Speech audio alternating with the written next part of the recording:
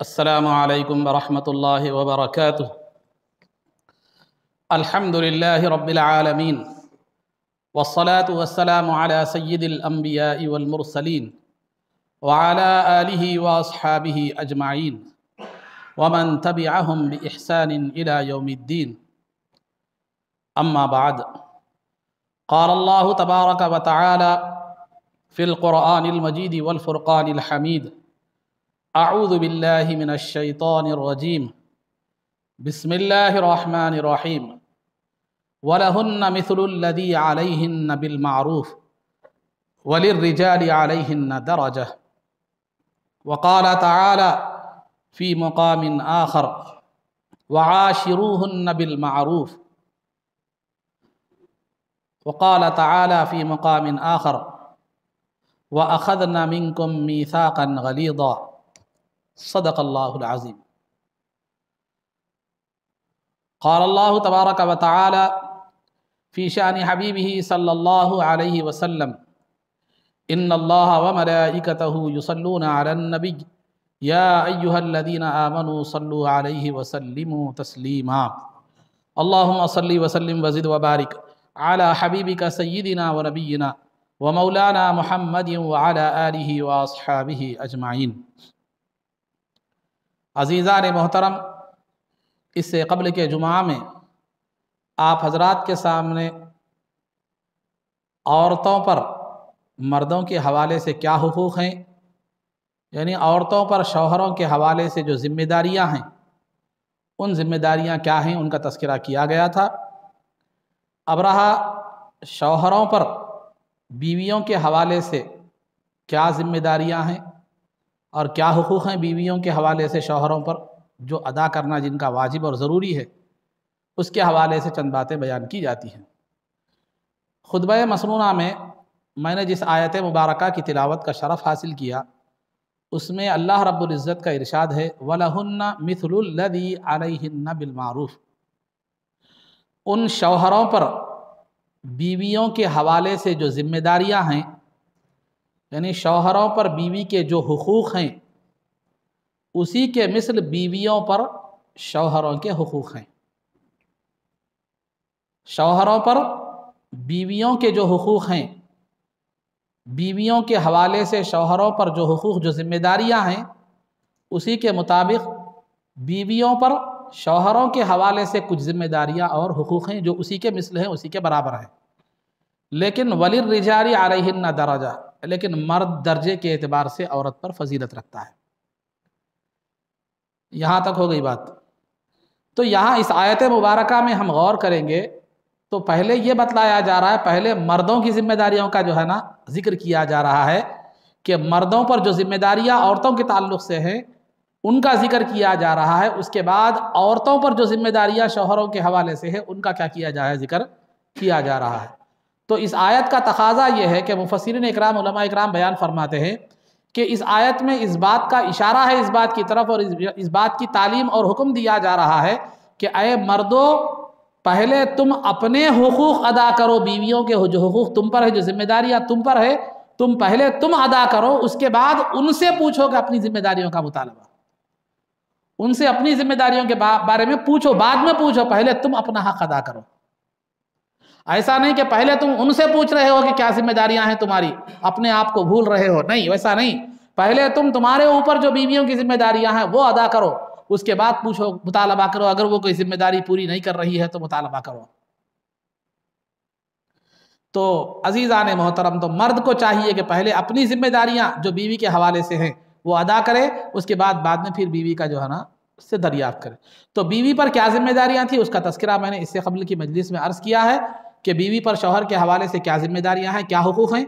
وہ شوہر کے حقوق جو بیوی پر ہیں وہ میں نے اس سے قبل عرض کیا ہے۔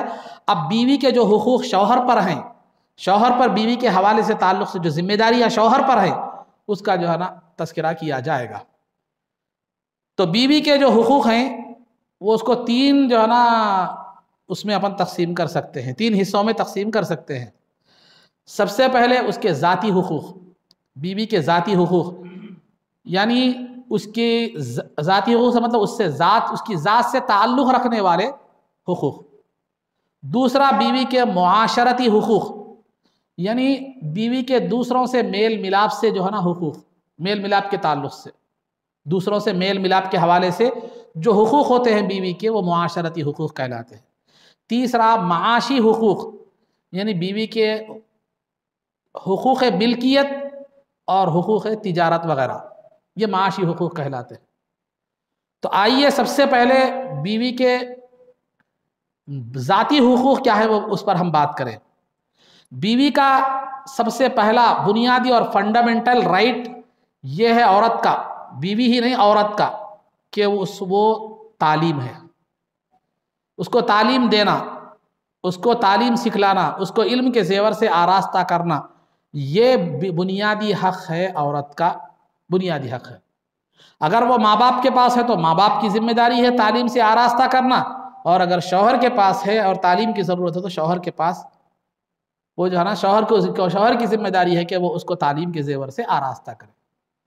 اور تعلیم کے معاملے میں دینی تعلیم کو ترجیح دے، اس کا مطلب یہ نہیں کہ دنیاوی تعلیم نہیں، دنیاوی تعلیم ضرورت کے درجے میں دنیاوی تعلیم بھی دلائے، اور پھر جو ہے نا دینی تعلیم بھی اس کو کیا کرے، دلائے، تاکہ وہ دنیاوی اعتبار سے وہ کوری نہ رہے، اور جو ہے نا دین کے اعتبار سے بھی وہ کوری نہ رہے، بلکہ دینی اور دنیاوی تعلیم دونوں بھی کیا کرے، اس کو دلائے، تاکہ وہ دنیاوی معاملات بھی کیا کر سکے، حل کر سکے، اور دینی تعلیم کے ذریعے سے وہ خود اپنی زندگی بھی سنوار سکے، بچوں کی بھی بہتر تربیت کر سکے، اور شوہر کی بھی آخرت میں، دنیا و آخرت میں کیا ہو، وہ مددگار ہو۔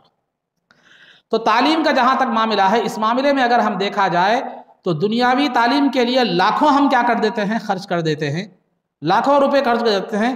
اسکول ہو تو اچھے سے اچھا اسکول، کالج ہو تو اچھے سے اچھا کالج، یونیورسٹی ہو تو اچھے سے اچھا یونیورسٹی، اگر جو ہے نا پیسے لاکھوں خرچہ کر دیتے، لیکن دین کی بات جب آتی ہے تو اس معاملے میں ہم دیکھتے ہیں کہ سستے سے سستے میں کہاں سے کام نکل سکتا ہے۔ وہ منصاحب 500 روپے لے رہے، نہیں نکو، وہاں استادی میں اگر نے پڑھائے 100 روپے میں 300 روپے میں کام نکل جا رہا۔ تو دین کے معاملے میں کم سے کم، دنیا کے معاملے میں اچھے سے اچھا۔ اور میں آپ کو بتلاتا چلوں، یہ حقیقت ہے کہ بہت سے ہمارے مسلمان گھرانے ایسے ہیں جو بچیوں کو نوکری نہیں کراتے، لیکن تعلیم کی جب بات آتی ہے تو کیمیکل انجینئر، وہ جو ہے نا وہ انجینئر، یہ انجینئر، جبکہ وہ اس پہ کام کرانا ہی نہیں ہے، اس کو نوکری کرانا ہی نہیں ہے، مگر ڈگری بڑھاتے، کہاں بچی ہماری بہت وہ MBA MCA فلاں فلاں فلاں پڑھی ہوئی۔ دین کے معاملے میں کیا ہے، قرآن تجوید سے دیکھ کے پڑھنے نہیں آتا، خود اس کے مخصوص جو مسائل ہیں وہ مسائل بھی معلوم نہ، اس کو وضو کا طریقہ معلوم رہتا، نہ غسل کا طریقہ معلوم رہتا، نہ نماز کا طریقہ معلوم رہتا، نہ اس کے مخصوص مسائل معلوم رہتے۔ پھر جس کی ضرورت زندگی بھر پڑھنے والی ہے، جس کی ضرورت خود کو بھی ہے، اولاد کو تربیت کے لیے بھی ضروری ہے، یہ MCA MBA نہ نوکری کرنے والی ہے، نہ اولاد کو پڑھانا ہے، اسے خالی ڈگری دیکھ کے خوش ہونا ہے۔ تو جو چیز کام آنے والی نہیں ہے اس کے لیے بہت زیادہ اہمیت ہوتی ہے، اور جو چیز اسے زندگی میں بھی کام آنے والی ہے، اور جو چیز آخرت کی سرخروئی کا ذریعہ ہے، اس کو کیا کر دیتے ہیں، نیگلیکٹ کر دیتے ہیں، اور اس کو نظر انداز کر دیتے ہیں۔ تو تعلیم کا معاملہ یہ ہے۔ اب آج ایک جو ہے نا تحریکیں بہت سی نکاح کو آسان کرنے کے حوالے سے بہت زیادہ تحریکیں بھی اٹھی ہیں، تو بچیاں کیا ہے، وہ تحریکوں میں سے ہر ایک کا یہی دعویٰ ہے، ہر ایک کا، کہ ہمارے پاس ہم نے نکاح کو مہنگا کر دیا ہے، اس وجہ سے کئی بچیاں بیٹھی ہوئی ہیں یا غیروں کے ساتھ کیا کر رہی ہیں، بھاگ رہی ہیں۔ یہ عام طور پر آپ لوگوں نے بھی یہ بات سنی ہوگی۔ تو یاد رکھیے عزیزو، نکاح کو مہنگا کرنا ہی ایک سبب بچیوں کے بھاگ جانے کا نہیں ہے، بلکہ بچیوں کے بھاگ جانے کا نکاح کی مہنگائی سے زیادہ دوسرا سبب کو ایجوکیشن ہے۔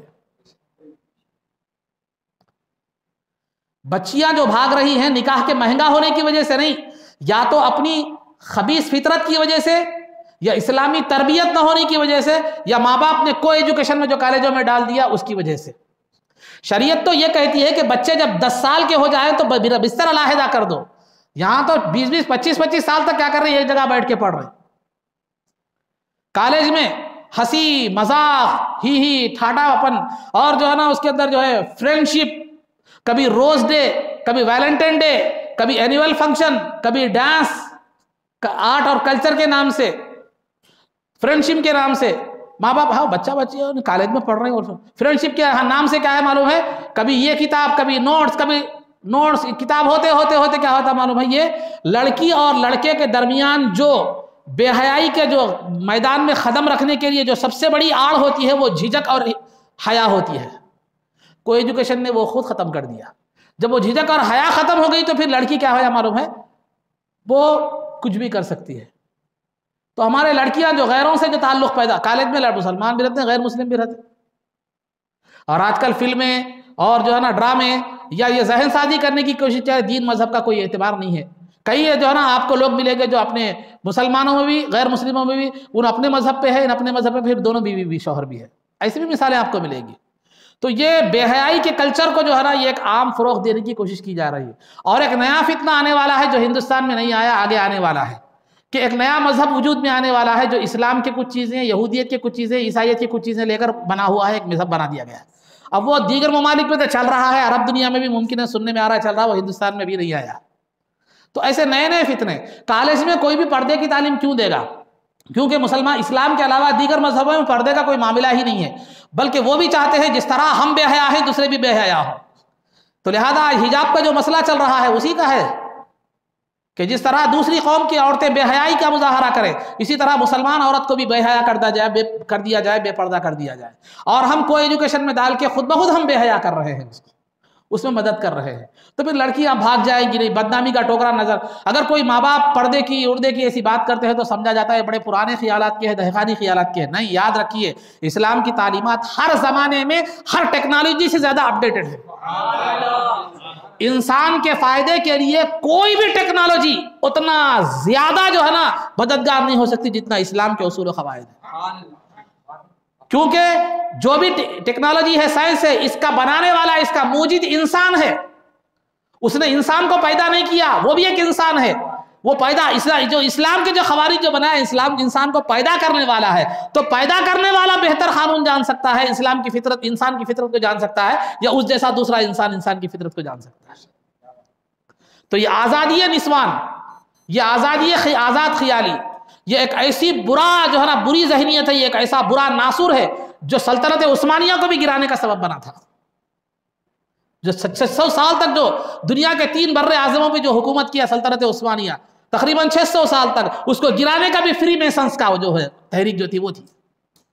تو یہ آزادی خیال جس کو ہم کہہ رہے ہیں، یہ آزادی خیال نہیں ہے، بلکہ بچیوں کو بے حیا بنانا ہے اور بچیوں کی حیا اور حجاب اور جھجک کو ختم کرنا ہے. نتیجہ کیا ہو گیا؟ شادی سے پہلے بچیوں کے تعلقات غیر لڑکوں سے، شادی کے بعد پھر وہی تعلقات کبھی ابھر کر آتے ہیں، کبھی تعلقات غائب ہوتے ہیں، تو کئی رشتے ٹوٹ جا رہے ہیں، کبھی طلاقیں ہو رہی ہیں. میرے سامنے خود مسائل کئی آتے ہیں کہ مصعب میں لڑکی سے شادی کرا، شادی کے بعد بھی اپنے سابقہ جو ہے نا بوائے فرینڈ کے ساتھ جو ہے نا اس کے تعلق ہے، فون پہ بات کر رہی ہے، میسج کر رہی ہے. کبھی شوہر جم گیا ٹھیک ہے، نہیں شوہر میں کچھ خامی رہی تو پھر جو ہے نا سابقہ بوائے فرینڈ جو ہے نا اس سے تعلقات رکھ رہے ہیں. یہ ایسے مسائل میرے پاس آ رہے ہیں، اس مسائل سوال. یہ سب کو ایجوکیشن کی دین ہے. اسلام نے تعلیم کو تو عورت کا بنیادی حق رکھا ہے، لیکن پردے کے ساتھ ہونی چاہیے. تعلیم ایسے کالجز میں، ایسے اسکولوں میں دلائیے جہاں صرف لیڈیز کا ہے. ہاں 3 چوتھی کلاس تک بچے ہیں، ٹھیک ہے، بچے ہونے تک 10 سال کے اندر تک آپ یہ کر رہے ہیں، ایک الگ بات ہے. لیکن بچے جب بڑے ہو جائے، کم از کم 7ویں کلاس سے تو بھی جو ہے نا ہم کیا کرنا چاہیے، بچوں کو علیحدہ تعلیم کا جو ہے نا اسکولز ہمارے ہونے چاہیے.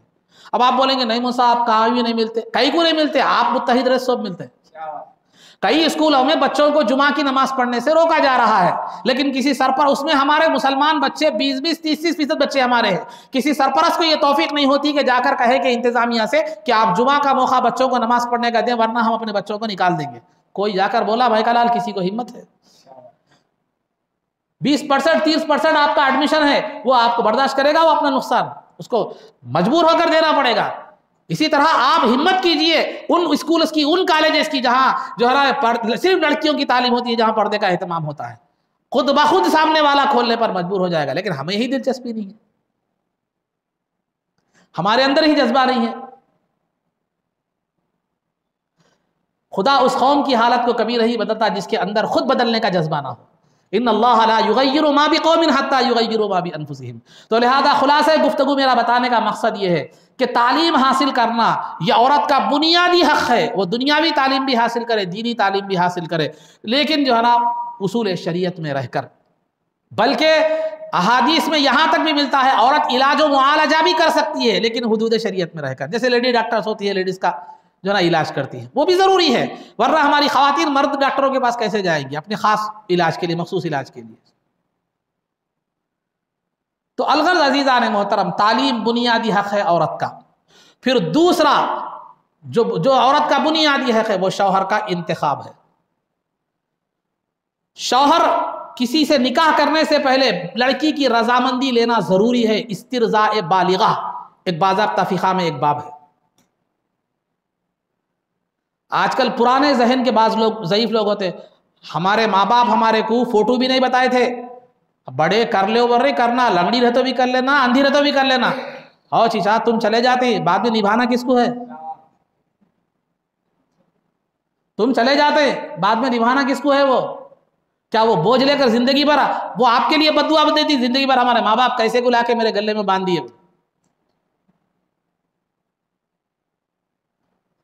تو زندگی بھر جو مصیبت وہ اٹھائیں گی نا، وہ آپ کا بھی اس میں حصہ ہوتا۔ تو لہذا یہ خیال غلط ہے، یہ دہقانی خیالت ہے۔ آج سے 1400 سال پہلے شریعت کہہ رہی ہے کہ شوہر کے انتخاب کا حق بیوی کو، عورت کو حاصل ہے۔ اس سے زیادہ بڑھ کر اپڈیٹڈ کیا ہونا چاہیے آپ کو؟ شریعت کے اصول و قواعد دہقانی یا پرانے خیالات نہیں ہیں۔ ارے تم تو آج کہہ رہے ہو، لیکن شریعت 1400 سال پہلے کہہ دی کہ شوہر شادی کرنے سے پہلے ماں باپ کی یہ ذمہ داری ہے کہ بچی سے پوچھے کہ یہ شوہر کا، اس لڑکے کا ہم نے تمہارے لیے انتخاب کیا ہے، کیا تمہیں یہ لڑکا پسند ہے یا نہیں ہے؟ لڑکی کہے کہ پسند نہیں ہے تو پھر اور ماں باپ کو ذمہ دار زبردستی کرنے کا حق حاصل نہیں۔ تو دوسرا حق شوہر کے انتخاب کا ہے۔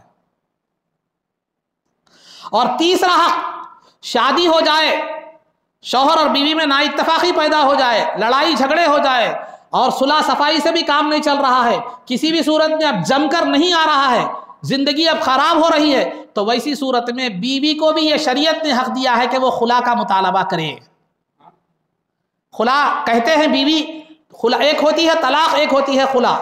شوہر اگر خود اپنی طرف سے طلاق دے دے تو وہ طلاق ہے، بیوی اگر طلاق کا مطالبہ کرے تو پھر کیا ہے معلوم؟ وہ خلا کہلاتا ہے۔ اور بیوی کو اتنی بھی اجازت ہے کہ شوہر اگر اس کو مہر نہیں دیا ہے تو ٹھیک ہے بھائی، تو مہر نکو رکھ لے، میرے کو خلا دے دے، چھوڑ دے، بس کافی ہے۔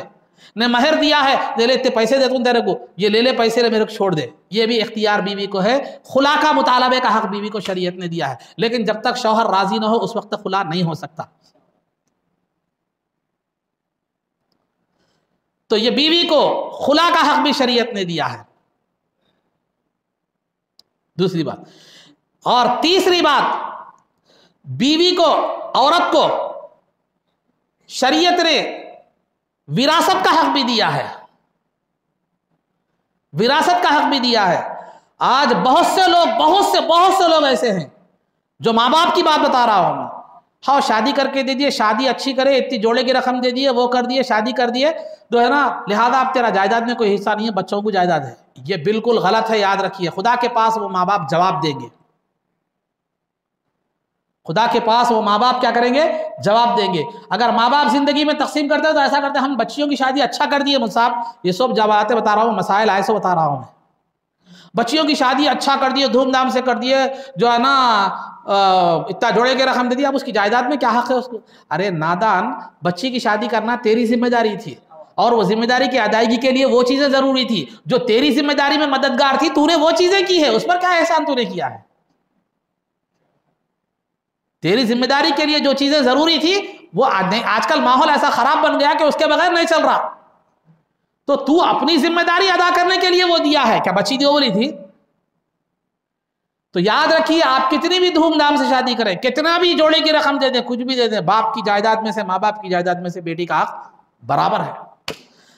یا تو ماں باپ زندگی میں کیا کر رہے ہیں؟ بچوں کو دے دے رہے ہیں، اس امید پر کہ بچے میرے کو جو ہے نا خدمت کریں گے، ان بھی کیا بھی نہیں کرتا خدمت، تو جو ہے یہ کر رہے ہیں، اور بچیوں کو کیا کر رہے ہیں؟ محروم کر دے رہے ہیں۔ یا بسا اوقات ماں باپ جو جائیداد چھوڑ کر چلے گئے، وہ جائیداد میں سے کیا کر رہے ہیں؟ اب بچے کیا کر رہے ہیں؟ بچیوں کو کیا کر دے رہے ہیں؟ محروم کر دے رہے ہیں۔ پھر کوٹاں، کیسیاں، کچہریاں، فلاں جھگڑے مسلمانوں کے ساتھ سب میں زیادہ وہیں سے۔ میں آپ کو ایک مشورہ دیتا ہوں، یاد رکھیے، زندگی میں ایک کام کیجئے، جب آپ کی بڑھاپا ہو جائے تو آپ جب تک آپ کمانے ومانے کے لائق نہ رہیں، ہاتھ پیر آپ کے سلامت نہ رہے، بڑھاپے اگر آپ کا شکار ہو جائے تو آپ اپنی جائیداد کے جو ہے نا کیا کیجئے، اپنی زندگی کی آخری عمر کے لیے کچھ رکھ لیجئے، مشورہ ہے یہ، آپ کی زندگی کے لیے کچھ مشورہ رکھ لیجئے. آخری عمر میں دوا کی ضرورت پڑتی، اس کی ضرورت پڑتی، اس کی ضرورت پڑتی. بہرحال زندگی کے آخری ایام کے لیے کچھ دولت آپ نے رکھ لیجئے اور رکھ کر بعد میں بچے اور بچیوں میں برابر تقسیم کر دیجیے. یہ زندگی میں تقسیم ہے. مرنے کے بعد شریعت الگ تقسیم کرتی، میں زندگی کی بات بتا رہا ہوں، ذہن میں رکھیے. بچے اور بچیوں میں برابر تقسیم کر دیے. جب ہے تھے تو جھگڑا کیا رہتا. اب آپ کے پاس کچھ دولت وغیرہ رہے گی تو آپ کی اولاد بھی کم از کم ماں باپ کی محبت کے جذبے سے نہیں، وہ گڑ کے حوالے سے تو مکھی آئے گی آپ کے پاس. چلو ہمارے بابا کرے اتنا بینک بیلنس ہے، کچھ تو بھی کرے تو خدمت ملتا بول کے. بعض ایسے بھی رہتے، ویسے پورے ویسے نہیں رہتے، بعض محبت سے کرنے والے بھی رہتے. یا اولاد نہیں بھی کری تو آپ کیا ہے معلوم ہے، پیسہ رہا تو آپ کے پاس کچھ رہا تو آپ کسی سے خدمت کرا بھی سکتے ہیں. مثال کی بات، اور آج کے زمانے کے حساب سے بات بتا رہا ہوں. آپ باپ ماں باپ بچے آپ کو کھانے کے لیے نہیں پوچھ رہے ہیں، آپ کیا کیجئے، فوراً جو ہے نا زومیٹو کو آرڈر کر دیجیے، کھانا آ جاتا. پیسہ ہونا آپ کے لیے. کپڑے ہیں، کپڑے کو آرڈر کر دیجیے، کپڑے آتے ہیں. میڈیکل فیسلٹیز بھی آپ کو کیا ہے، ایک فون پہ اویلیبل ہے. آپ اگر میڈیکل ہیلتھ انشورنس کراتے ہیں تو آپ کے لیے اس کی یہ ہے. تو میں ایک مثال بتانا چاہ رہا ہوں. تو آپ کو میں یہ مشورہ میرا یہ ہے کہ زندگی میں اگر آپ کے پاس دولت ہے تو آپ زندگی میں اپنے لیے کچھ رکھ لیجئے، اس کے بعد بچوں میں اور بچیوں میں رات تقسیم کیجیے، تاکہ آپ کے بچے بچیوں کا حق تلفی نہ کر سکے. اپنے لیے ضرور رکھیے. بہت سے بڑے لوگ غلطی کرتے ہیں کہ جو ہے نا محبت میں آ کر بچے بچیوں میں بانٹ، میرے بچے ویسے نہیں ہیں، میں ان کو اچھی تربیت دیا ہوں، میں ان کو جو ہے نا وہ اچھا پڑھایا ہوں لکھا ہوں، اچھی تربیت دیا ہوں، میرے بچے ویسا نہیں کرتے. مت سوچئے، انسان ہے کبھی بھی بہک سکتا. اللہ پہ پہلا بھروسہ رکھیے، دوسرا اسباب کے طور پر یہ اختیار کیجیے، کیونکہ توکل کہتے ہی یہ ہیں کہ سبب اختیار کرتے ہوئے اللہ پر بھروسہ رکھنا. تو یہ سبب اختیار کیجیے اور اللہ پر بھروسہ رکھیے. اولاد کرتی ہے یہ فرما بردار، مت سوچیے، کرے وہ ان کی سعادت ہے، نہیں کرے تو پھر غم نہیں ہوتا. کسی چیز کی آپ امید رکھیں، نہ ہو تو غم ہوتا ہے. امید نہ رکھیں، اگر ہو جائے تو خوشی ہوتی ہے. تو خلاصہ گفتگو یہ مشورہ ہے میرا، سمجھے؟ ہاں. تو خلاصہ گفتگو، عورت کا ایک حق شریعت نے کیا دیا ہے؟ میں تو کیا بتایا، پہلے تعلیم، دوسرا شوہر کا انتخاب، تیسرا خلا کا اختیار، چوتھا وراثت میں حصہ. وراثت میں حصہ یہ بھی عورت کا حق ہے. زندگی میں اگر ہو تقسیم مال و دولت کی، اس کو وراثت نہیں بولتے. مرنے کے بعد جو ہوتی ہے اس کو وراثت بولتے. ایک آدمی کا مال ہے، میرا مال ہے سمجھیے، تو میرا جو بھی مال ہے میری زندگی میں وراثت نہیں کہلاتا، ترکہ نہیں کہلاتا. یاد رکھیے، میرے مرنے کے بعد وہ کیا کہلاتا ہے؟ وراثت اور ترکہ کہلاتا ہے. جب تک یہ میری زندگی میں ہے، میرے قبضے میں ہے، میرے مالک میں، میری ملکیت میں ہے، تو شریعت کہتی ہے کہ تو اپنی مصلحت کے لحاظ سے، اپنی سمجھ کے لحاظ سے جیسا چاہے تقسیم کر لے. شریعت وہاں لاگو نہیں کرتی آپ کو ایسا کرو ویسا کرو ویسا کرو، بلکہ لازم. ہاں البتہ شریعت یہ مشورہ دیتی ہے کہ جب تک تو زندہ ہے، زندگی میں مال تقسیم کر رہا ہے تو برابر کر دے سکتے. اب جب انتقال ہو جائے میری جو ہے نا دولت اب وراثت ہو جاتی ہے، اب میری ملکیت ختم ہو جاتی، اب شریعت میرے رشتہ داروں کا حق اس کے اندر ثابت ہو جاتا، میرے بیٹے بٹے بیٹیاں جو بھی ہیں ان کا حق ثابت ہو جاتا. تو شریعت جب آ کر کہتی ہے کہ لڑکی کو ایک حصہ، لڑکے کو 2 حصے، لڑکی کو ایک حصہ کہے کہ لڑکے کو 2 حصے کیوں، وہ بھی ایک بات ہے. تو لڑکے کو ذمہ داریاں زیادہ رہتی ہیں، بیوی کو پالنا، بچے کو پالنا، زندگی گزارنا. لڑکی کو اتنی ذمہ داریاں نہیں ہوتی، کیونکہ شوہر کماتا، شوہر لاتا دیتا، یہ چپ اپنے ضرورت کے لیے. تو خلاصہ گفتگو اس کی اور بڑی مصلحتیں ہیں، لیکن میں مختصر، وہ میرا عنوان نہیں ہے تو اس لیے بتا رہا ہوں. تو بہرحال یہ کام کیجئے. تو یہ لڑکی کا حق ہے. اس کے بعد بیوی جب شادی ہو کر چلے جاتی ہے شوہر کے پاس، تو بیوی کے ذاتی حقوق کیا ہیں شوہر پر؟ بیوی کی ذات سے جو تعلق رکھنے والے حقوق جو ہیں، سب سے پہلے وہ جتنا جلد ہو سکے اس کا مہر ادا کر دے. مہر ادا کر دے، بلکہ کوشش اس بات کی کرے کہ نقد مہر دے دے، ادھار نہ رکھے مہر کو. اگر کسی مجبوری کی وجہ سے، کسی وجہ سے جو ہے نا ادھار مہر رکھ رہے ہیں، تو پھر جو ہے نا پھر آپ کیا کریں، اس کو جتنا جلد ہو سکے ادا کرنے کی کوشش کریں، کیونکہ زندگی کا بھروسہ نہیں ہے، ورنہ بیوی کا مہر بھی قرض ہوتا ہے. ہمارے پاس 10 لاکھ کی شادی کرتا، 50 لاکھ مہر، 50,000 مہر دینے نیچے اوپر تھا. کیا ہے؟ لکھو قاضی صاحب ادھار بول کے لکھو، بھی ایسے انداز میں ہوتا، لکھو دینا کس کو ہے بولے ایسا. وہ نہیں بولتا ہوں گا، مگر میں بتا رہا ہوں انداز. لکھو کتنے لکھنا جی؟ 50,000 لکھنا ہو تو 50,000 کہ 1 لاکھ لکھو، دینا کس کو ہے. ایک انداز کلام میں بھی دوسرا کلام پوشیدہ رہتا، سمجھے؟ تو بہرحال لاکھوں کی شادی کرتا، اگر جو ہے نا آدمی اگر ایک آئٹم کم کر دے خالی کھانے میں سے، تو مہر آسانی سے ادا ہو جاتا. صرف ایک ہی آئٹم کم کر دے. آج جو میکویل بل کے ایک شربت آ رہا، معلوم آپ کو؟ خالی وہ ایک میکویل شربت کے جو ہے نا آپ کو 10 سے 15 ہزار روپے آرام سے ہوتے ہیں. اس میں اور تھوڑے پیسے ڈال دو، وہ شربت میں آپ کی کیا تھا مہر کی رقم نکل جاتی. یا 3 میٹھے کے بجائے 1 میٹھا کم کر دو، آپ کو جو ہے 2 کے بجائے 1 میٹھا کم کر دو، آپ کو نکل جاتا. وہ آپ پورے ہونا، کئی کو لوگوں کو دکھانے ہیں، یا اس کا حق ہے قرضہ، وہ واجب نہیں ہے آپ کو پورے کھلانا. آپ کی استطاعت کے لحاظ سے شریعت بولی جتنا کھلا سکتے ہیں کھلاؤ. اور پوزیشن کو جو ہے نا 10 بنانے کے کھلانا ضروری نہیں ہے، واجب نہیں ہے. آپ مہمان آئے ہیں، اپنی استطاعت سے اچھا کھلاؤ ایک ٹائم، یہ ہے، یہ حکم ہے شریعت. لیکن وہ استطاعت سے زیادہ کھلا رہے، وہ بھی مہمان نوازی سنت ہے، لیکن یہاں مہر تو واجب ہے. سرکار کا کوئی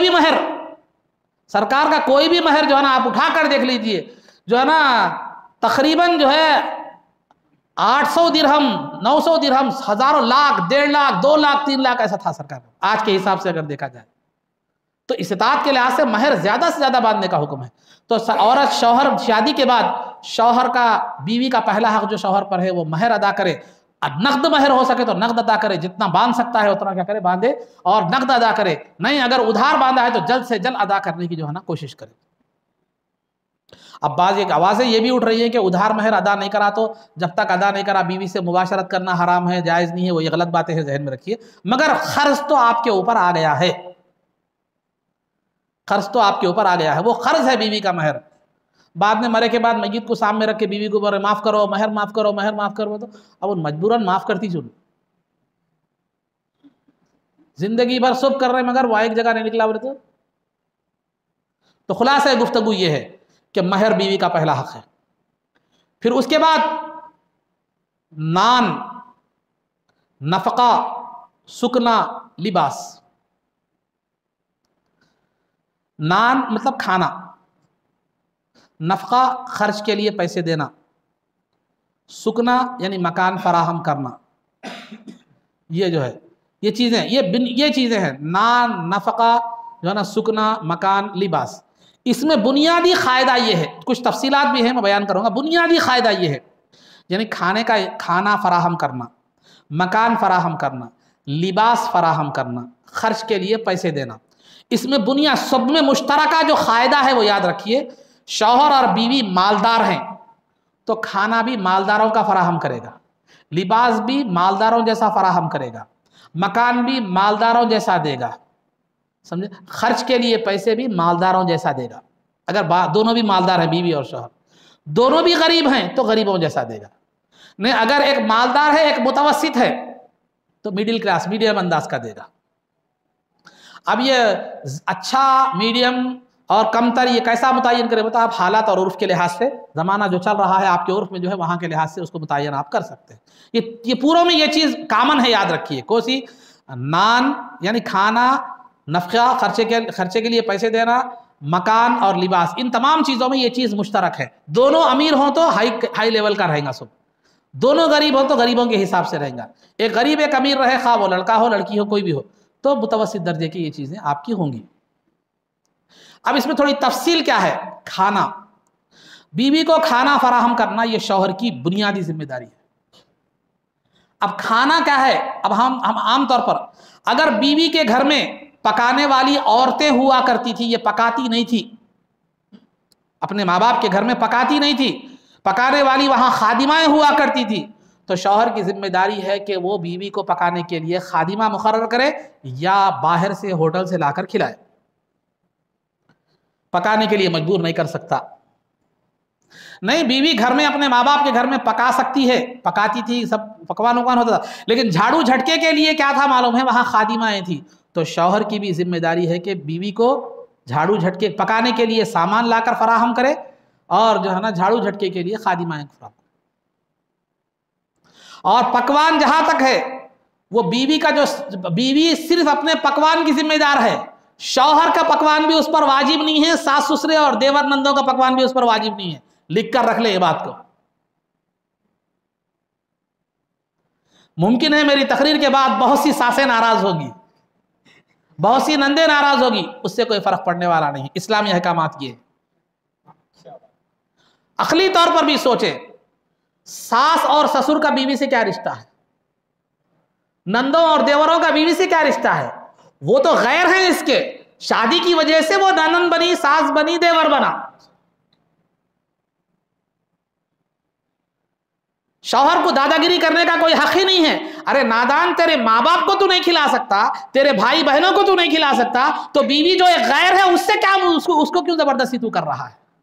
उसको दर्द क्यों रहेगा? आपको आपकी बहन, माँ बाप और बहनों का आपको दर्द नहीं है, तो फिर वो एक गैर औरत है, उससे आप ये कैसी तवक्को कर सकते हैं कि वो इनकी खिदमत करे? ये खाने का मामला है। खाना भी वो पहले तो एक कामन बता दिया कि आला अदना गरीब जैसा है, वो तो है। तो बीवी अगर वो करती है, जो है ना, खादिमा उनके घर में था तो खादिमा ला के रखे, नहीं, बीवी आपको भी पका कर देती है, खादिमा की भी जरूरत है। हमारे तौर पर, आम तौर पर हमारी ख़वातीन, है ना, अल्लाह उनको खुश रखे, उनकी ज़िंदगियों को। बहुत सी ऐसी चीज़ें हैं, अगर बताऊँ तो मर्द जो है ना उनके साथ दादागिरी करते हैं, उनको कोई हक नहीं है दादागिरी करने का, कोई हक नहीं है दादागिरी करने का। मैंने इससे पहले एक लतीफ़ा अर्ज़ किया था, आपको जहन में होगा, इससे पहले के जुमा में हमारे एक साहब से मैंने लतीफ़ा सुना कि एक बीवी शादी हो रही थी तो दुल्हन का इंटरव्यू लिया गया, तो दुल्हन रो रही थी तो इंटरव्यू लिया गया, तो पूछा गया, दुल्हन से पूछा गया कि आप रो क्यों रही हैं? तो बीवी बोली, अरे नादान, जिंदगी भर फ्री सर्विस देना है, रोएंगे ना तो क्या हंसने का मुकाम है? बगैर छुट्टी के, बगैर लीव के, बगैर रुखसत के, जिंदगी भर बगैर तनख्वाह के फ्री सर्विस देना है, तो फिर ये रोने का नहीं तो हंसने का मुकाम है? आपके लिए छुट्टी होना, आपके लिए तनख्वाह होना, आपके लिए तबीयत बेजार आ गई तो रुखसत होना, आपके लिए जो है ना टीए डीए सब होना, और तनख्वाह में इंक्रीमेंट भी होना, तनख्वाह भी बढ़ना, कहीं भी फर्क आ गया तो एहतजाज। उन किसके सामने करे एहतजाज? क्या उसकी तबीयत खराब नहीं होती? क्या उसे छुट्टी की जरूरत नहीं है? मैं आपसे पूछता हूं, संडे टू संडे महीने में 4 छुट्टियां हैं, 12 चौक 48, साल में 48 छुट्टियां हो गई, ठीक है? फिर लीव्स कितने रहते? महीने में 1 रखो आप, 12 लीव्स, वो कितने हो गए? 60 ये हो गए, समझे? फिर फेस्टिवल डेज, वो डेज, ये छुट्टियां, ये तातीलात, वो तातीलात, ये तातीलात, सब मिला के तकरीबन 70 से 80 छुट्टियां साल में आप लेते हैं, लेकिन उससे 1 छुट्टी तो आप देते हैं, 70 से 80 छुट्टियां आप देते। कभी माँ बाप के घर को गए तो फोनों पे फोना चलते रहते, अरे आओ जी, जल्दी जल्दी आओ, जल्दी आओ। अरे 4 दिन होटल में नहीं खा सकते, या पका के नहीं खा सकते?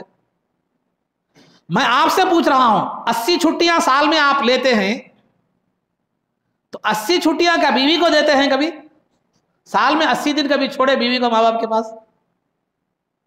ये भी सोचने की जरूरत है, इस तरफ भी तवज्जो करने की जरूरत है। तो अलगर्ज अजीज़ान मोहतरम, तो मैं बतला रहा था कि ये खाने का मेरा मशवरा है आपसे, और शरीयत के हुदूद में रहकर मैं बात कर रहा हूँ। कभी अगर बीवी की तबीयत खराब हो जाए, या कभी उसका भी दिल पकाने का नहीं कहता, तबीयत सुस्त रहती, या कभी मूड नहीं रहता, समझिए आप कुछ भी नहीं, मूड नहीं रहता, तो आप बीवी होटल से लाकर खिलाना है, जिम्मेदारी है। कभी उसका दिल भी कहता है कि तफरी के लिए जाए, आप भी तफरी को ले जाइए उसे। कभी लॉन्ग ड्राइव का दिल बोलता है, या आप लॉन्ग ड्राइव पे उसे ले जाइए। कभी उसे होटल में खाना तबीयत चाहती है, तो कहीं अगर होटल में पर्दे का इंतजाम है, फैमिली सेक्शन लगे, तो ले जाकर होटल में खिलाइए आप। ये पूरी जिम्मेदारी के साथ मैं बात कर रहा हूं, ये बीवी के हुकूक हैं, गर्लफ्रेंड के नहीं है, ये भी जहन में रखें।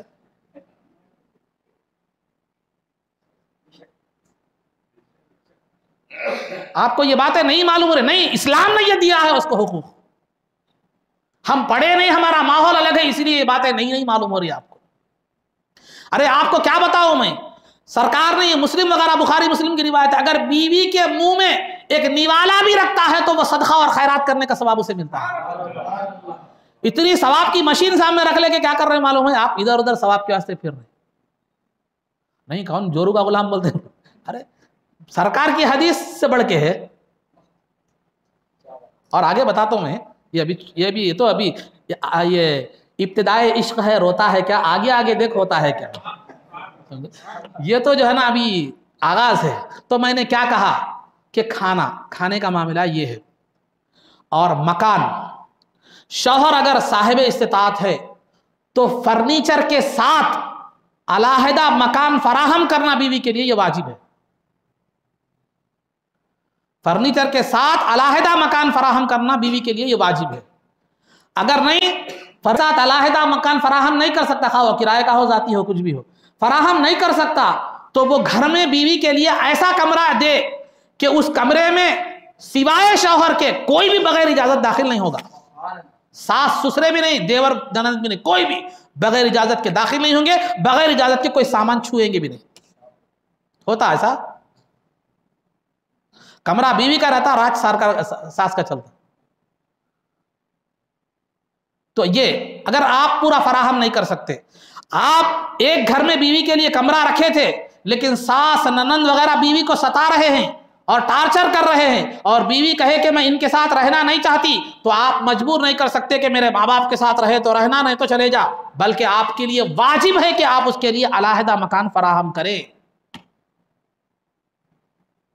کیونکہ ساس سسر کی خدمت کرنا، کپڑے دھونا، کھانا پکانا، اس سے اس کا کوئی تعلق ہے ہی نہیں، نہ رشتے کا تعلق ہے نہ انسانی اعتبار سے، کیونکہ وہ آپ کی بیوی ہے، ان کی نہیں ہے، یا ان کا کوئی رشتہ اس سے نہیں ہے. بیوی کا رشتہ آپ سے ہے، اس کا نہ ساس سے اس کا کوئی رشتہ ہے نہ بہن. ساس کا یہ تو اگر وہ کر رہی ہے تو یہ اس کے لیے بھی سعادت مندی کی بات ہے، شوہر کے لیے بھی خوشی کی بات ہے، ورنہ آپ اس کو زبردستی نہیں کر سکتے. بتلائیے ہماری کتنی بہنیں ایسی ہیں جو ساس سسر کی خدمت تقریباً کرتے، کون انکار کرتا، سب کے لیے پکوان کرتے، بلکہ بعض اوقات تو ایسا بھی دیکھنے میں آتا دیوروں کے کپڑے بھی بعض گھروں میں دھوتے ہیں جہاں دہقانی خیالات کے لوگ ہیں، جہاں علم نہیں ہے، وہ نہیں، گھر کا پورا کام کاج کر رہی، جبکہ اس میں سے کوئی بھی اس کی ذمہ داری نہیں ہے. آپ کرتے ہیں زندگی میں کوئی کام، بتائیے اپنے آپ پر سوچ کر رکھیے، جو کام آپ کے لیے ذمہ ہی نہیں ہے، واجب ہی نہیں ہے، آپ کرتے ہیں کبھی کوئی کام ایسا؟ جہاں آپ نوکری کرتے ہیں، ماہانہ تنخواہ ملتی ہے، 1 گھنٹہ زیادہ کام آپ کا ہے، اپنے طور پر خوشی سے کر سکتے ہیں، تو وہ پوری زندگی بھر کام کر رہی ہے بغیر کسی جو اس پر نہ واجب ہے نہ اس سے کوئی معاوضہ اسے ملنے والا ہے. کہاں جا رہے ہیں؟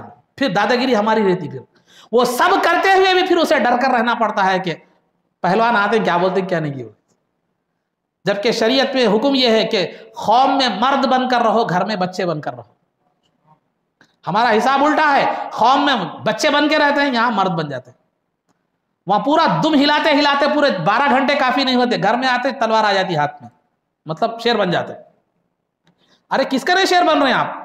بیوی کہنے دادا گیری کرنا ایسے ہی ہے کوئی بڑا آدمی بچے کہنے دادا گیری کر رہا، کرتے بچے، چھوٹے بچے کہنے دادا گیری کرتے. آپ لوگ آپ بولتے کیا ہے میں اتنا بڑا ہو کہ چھوٹے بچے کے پاس دادا گیری کر رہا ہوں؟ وہ کمزور ہے، آپ کے ماتحت ہے، اس کے ساتھ دادا گیری کرنا، اس کے پاس لڑنا، اس کے پاس روب دکھانا، یہ کوئی مردانگی کی بات نہیں ہوتی ہے، مردانگی کے خلاف ہے. اور عزیزان محترم، یہ تو کیا بتایا؟ مکان کی بات بتایا. مکان. تیسرا لباس. لباس، شوہر پر 2 لباس واجب ہے سال میں، ایک گرما کے حساب سے، ایک سرما کے حساب سے. بارش بھی سرما میں داخل ہے، پھر آپ برسات کے حساب سے مجھ سے آپ پوچھیں گے رین کوٹ بھی دینا کیا بولے، تو وہ تو گھر میں رہنے کے لیے، رین کوٹ تو باہر جانے کے لیے. تو بہرحال لباس جس کو بولتے ہیں، رین کوٹ لباس میں نہیں آتا، وہ ایک بارشی ایک وقتی ضرورت ہے. تو عورت کے لیے کم از کم 2 لباس، ایک سرما کے حساب سے، ایک گرما کے حساب سے مرد پر واجب ہے. اس میں بھی وہی ہے کہ مالدار ہے تو مالدار کے حساب سے، غریب وہ فلاں فلاں جو بھی ہے. لیکن اگر آپ اس سے زیادہ دلاتے ہیں تو یہ حسن سلوک ہے. اس معاملے میں ہمارے شوہر کامیاب ہے، کیونکہ 2 نہیں بلکہ اب جب بھی بولے میڈم کا جو ہے نا وہ لباس آ جاتا اس میں. اب بلکہ بعض تو لوگ تو کریڈٹ کارڈ، ATM کارڈ بھی ہاتھ میں دے دیتے ہیں، مگر یہ بھی خلاف مصلحت ہے، یاد رکھیے آپ سے. ہاں، اچھا دلائیے، اچھا کھلائیے، اچھا پلائیے، اچھا کیجیے، مگر لا کے پوری تنخواہ دینا بھی یہ خلاف مصلحت ہے، خلاف شریعت نہیں، خلاف مصلحت. تو لہذا خلاصہ گفتگو یہ ہے، لباس کیا کہا؟ نفقہ. اس کے بعد یعنی عورت کو خرچ کے لیے پیسے دینا بھی ضروری ہے.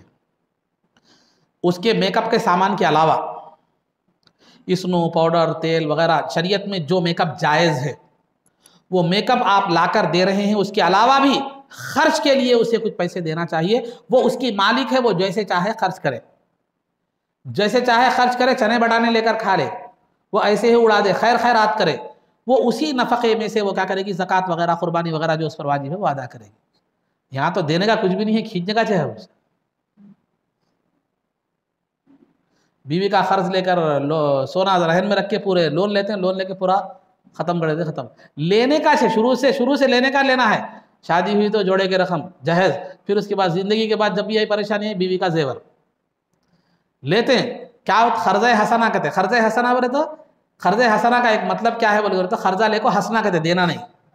تو بیوی کا جتنا بھی قرضہ لیتے نا، قرض حسنہ کا رہتا ہمارا معاملہ، خواہ وہ مہر کی شکل میں ہو، زیور کی شکل میں ہو، کسی بھی معاملے میں ہو. تو یہ نفقہ خرچ کے لیے بھی اسے پیسے دینا ہے. ہم کیا کریں جی پرسوں جتنے پیسے دیا تھا نا بول کے ایک رقم متعین کرنا ہے، وہ بھی مالداری کے حساب سے، غربت کے حساب سے، میڈیم آپ کی آمدنی کے حساب سے یہ کیا کرنا ہے، خرچ کے لیے پیسے دینا ہے. تو وہ چھوٹی چھوٹی چیزوں کو بھی وہ آپ کے سامنے ہاتھ پھیلاتے رہے، یہ مناسب بات نہیں ہے.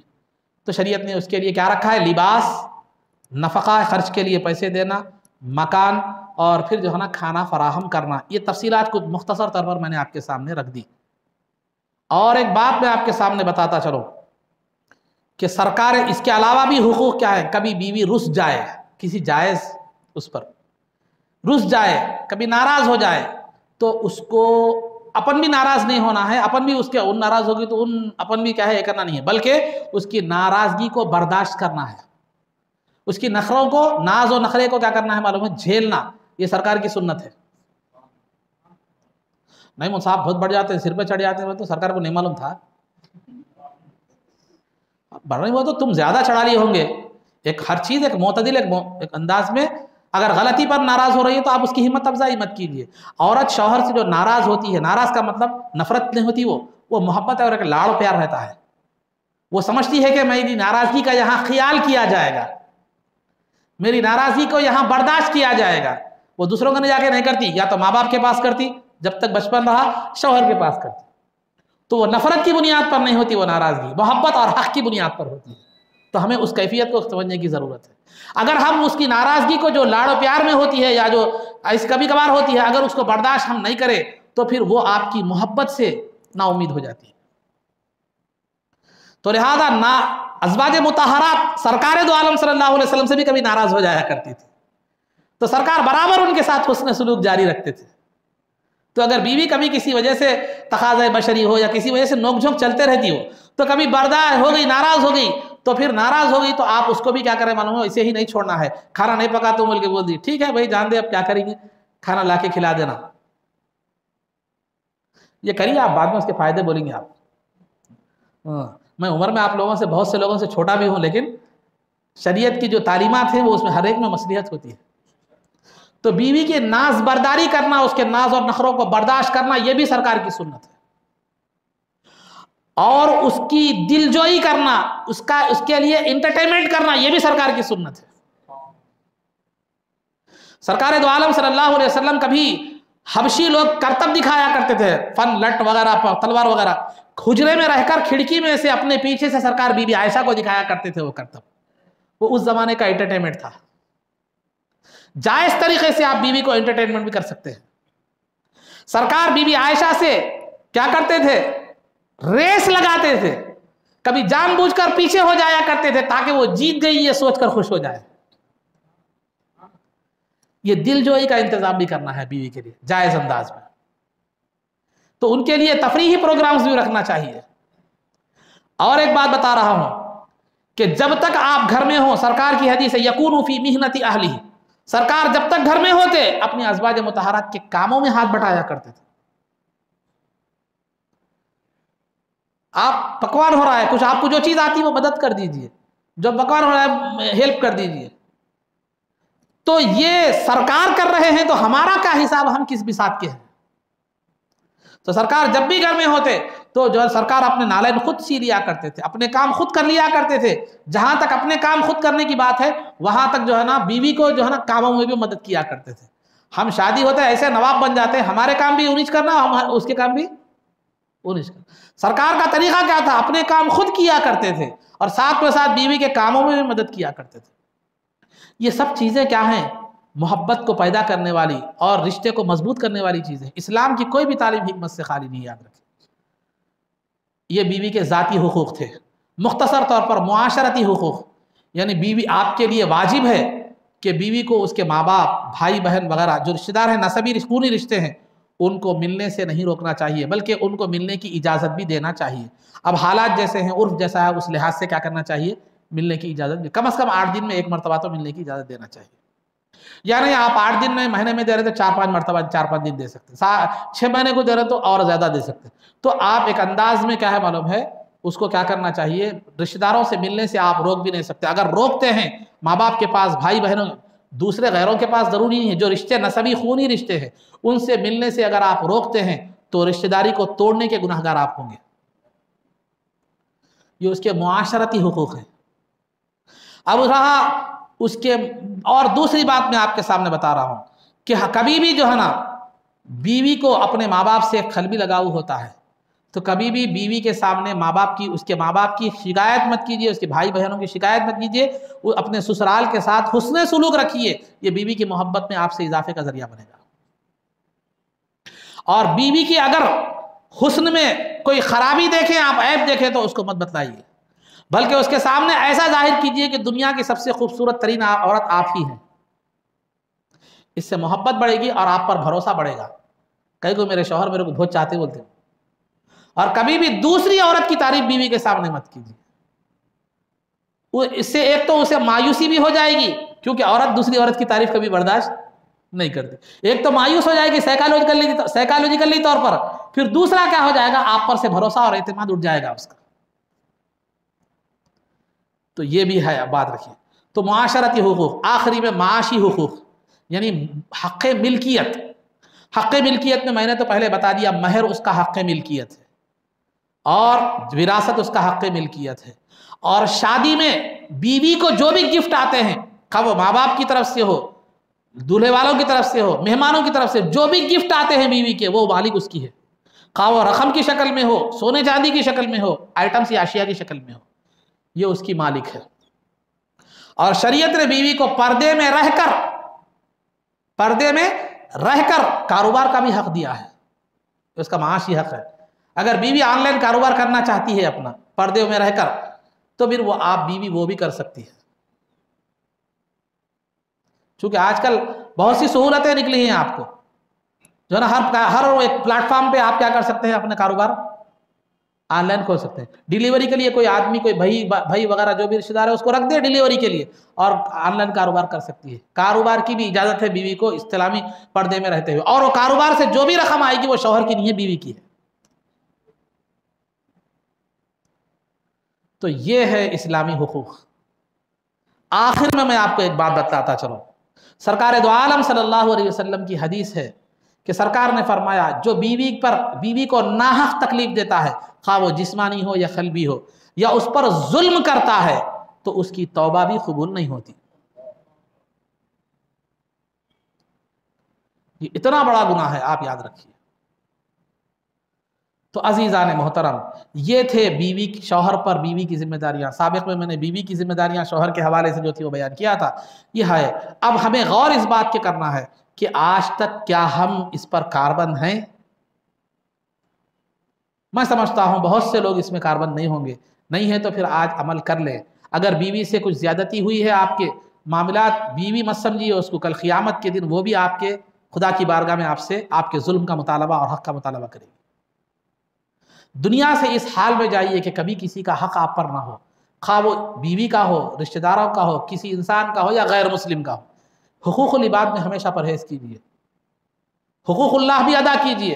حقوق اللہ میں کبھی بحیثیت انسان کبھی کوتاہی ہو جائے تو وہ کرم والی ذات ہے، ایک وقت معاف کر سکتی ہے، لیکن حقوق العباد میں کبھی معافی نہیں ہوگی جب تک آپ حج کر لیں، زندگی بھر حج کر لیں، جب تک سامنے والا معاف نہ کرے۔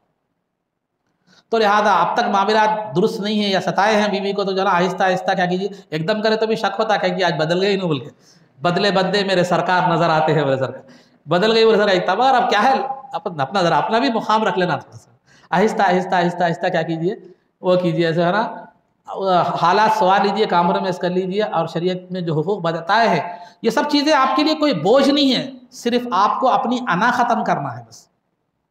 شریعت نے آپ پر کوئی ایسی چیز جو آپ نہیں کر سکتے وہ لاگو نہیں کری شریعت نے، انا ختم کرنا ہے۔ اپنے آپ کو جو بڑا سمجھ رہے ہیں، حاکم سمجھ رہے ہیں، دادا گیری جو کر رہے ہیں، ڈکٹیٹرشپ جو کر رہے ہیں، وہ نہیں کرنا ہے، بس اپنے انا کو تھوڑا فنا کرنا ہے۔ تو انا اگر فنا کر دیں گے تو ہر معاملے میں آسانی ہی جو ہے نا آسانی ہو جائے۔ سب میں بڑی دیوار انا ہوتی ہے انسان کے اندر، اللہ کی بارگاہ میں پہنچنے کے لیے بھی اور مخلوق کے پاس بھی پہنچنے کے لیے۔ تو خلاصہ گفتگو یہ ہے کہ جو ہے نا یہ جو حقوق تھے یہ آپ کے سامنے بتلا دیے گئے۔ اللہ رب العزت سے دعا ہے کہ پروردگار جو کچھ بھی کہا گیا اس پر عمل کی توفیق رفیق عطا فرما، عزت و عافیت کی زندگی دے، اور ایمان پر ہمارا خاتمہ فرما، قبر میں دیدار مصطفیٰ سے بہرور فرما، سرکار دو عالم صلی اللہ علیہ وسلم کے قدموں میں ہمارا حشر فرما۔ آپ کی شفاعت عظمیٰ سے ہم کو بہرہ فرما، آپ کے دست مبارک سے جام کوثر پینا نصیب فرما، جنت میں آپ کی غلامی معیت اور رفاقت نصیب فرما۔ صلی اللہ تعالی وسلم علی خیر خلقہ سیدنا محمد وآلہ وصحبہ اجمعین برحمتک یا ارحم الراحمین والحمد للہ رب العالمین۔